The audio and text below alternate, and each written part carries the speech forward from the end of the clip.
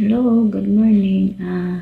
Ito po ay para sa mga ah, uninstall, uninstall. Yung mga na-install nyo na mga apps na hindi na ninyo kailangan, di ba, binubura ninyo.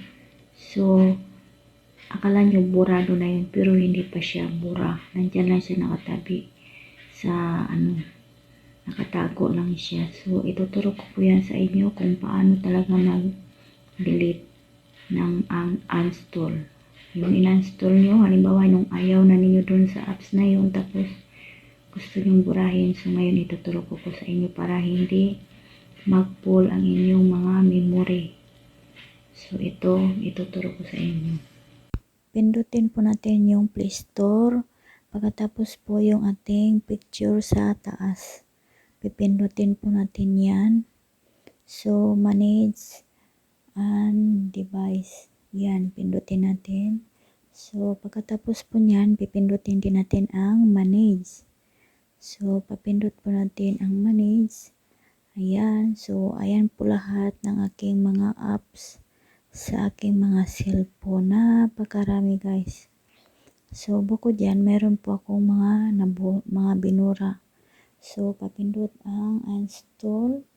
So, ayan, not install. So, ayan po. So, pagkapindot po natin, ayan po lahat ng mga na-delete kong mga apps. So, akala ninyo na-delete na siya. Hindi po siya na-delete. Nandiyan lang po siya nakatabi. Kaya yung ating mga cellphone ay naglalag. So, kailangan po natin yan i-delete. So, paano po mag-delete? Yung pagde-delete kasi natin, ganito lang siya. Ayan, di ba? So, mali po yan.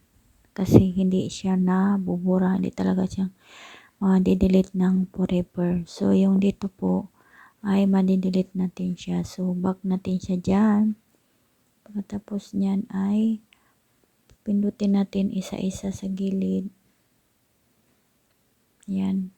Pindutin na lang natin. So, ayan guys, yan po ang tamang pag-delete ng mga na-install natin na mga apps sa ating mga cellphone. Ganyan, buburahin natin ng isa-isa. Yan. So, ganyan guys, yung tamang pag-delete ng mga uninstall natin na mga apps. So, sana po may natutunan kayo. At paki-share naman ang video na to para mayroon pong makaalam sa hindi pa nakakaalam. So, ayan po habang nag-delete ako kasi marami rin akong dapat i-delete. So, bye-bye and God bless.